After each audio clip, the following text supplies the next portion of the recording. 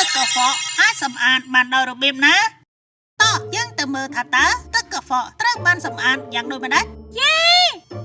ដំណើរការប្រព្រឹត្តកម្មនៅស្ថានីយ៍ប្រព្រឹត្តកម្មទឹកកខ្វក់ជើងឯកមាន3ជំហានគឺទី1គឺអាង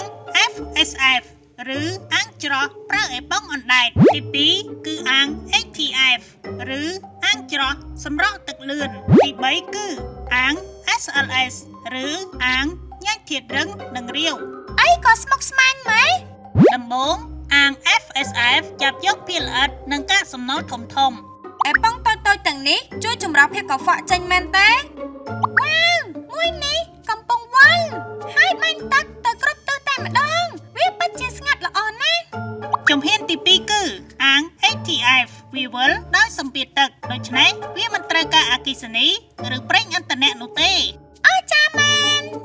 នៅខាងក្នុងអាង ATF មានដុំខ្មៅតូចៗជាច្រើនតើដុំទាំងនេះប្រើសម្រាប់ធ្វើអ្វីអូមានដុំខ្មៅតូចៗនៅខាងក្នុងនោះច្រើនណាស់ពិតមែនហើយខ្ញុំឆ្ងល់ថាតើគេប្រើវាសម្រាប់ធ្វើអ្វីទៅណោះទី1ពួកវាជាឧបករណ៍កម្ដៅទឹកទី2ជាកន្លែងដែលបាក់តេរីឬមីក្រូសរីរាង្គសម្អាតទឹកកខ្វក់ទី3ជាអេប៉ុងទប់ក្លិនដូច្នេះក្នុងចំណោមជម្រើសទាំង3នេះមានចម្លើយត្រឹមត្រូវតែមួយគត់តើមួយណាទៅណោះឬក៏ទី1ឧបករណ៍កម្ដៅទឹកទេដងវាដូចជាសំខាន់ដែរតើត្រូវទេចម្លើយត្រឹមត្រូវគឺទី2ជាកន្លែងដែលបាក់តេរីឬមីក្រូសរីរាង្គសម្អាតទឹកកខ្វក់ប៉ាត់មែនហ៎មិនគួរឲ្យជឿទេដែលគេប្រើពពួកបាក់តេរីឬមីក្រូសរីរាង្គដើម្បីសម្អាតទឹកកខ្វក់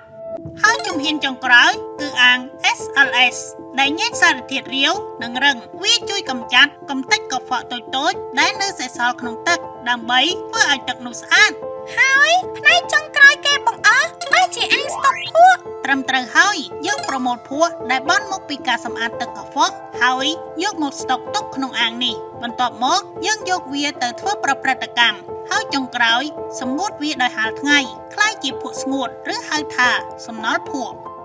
នៅថ្ងៃអនាគតគេមានគម្រោងយកសំណល់ភក់នេះទៅកែច្នៃធ្វើជាជីសម្រាប់កសិកម្មទៀតផងពិតជាអស្ចារ្យណាស់បើយើងអាចផ្លាស់ប្ដូរទឹកកខ្វក់ឲ្យទៅជារបស់ដែលផ្ដល់ប្រយោជន៍ដល់មនុស្សបែបនេះនៅដំណាក់កាលចុងក្រោយគេបន្ថែមសារធាតុក្លរីនដើម្បីសម្លាប់មេរោគធ្វើឲ្យទឹកហូរចេញមានសុវត្ថិភាពសម្រាប់ការប្រើប្រាស់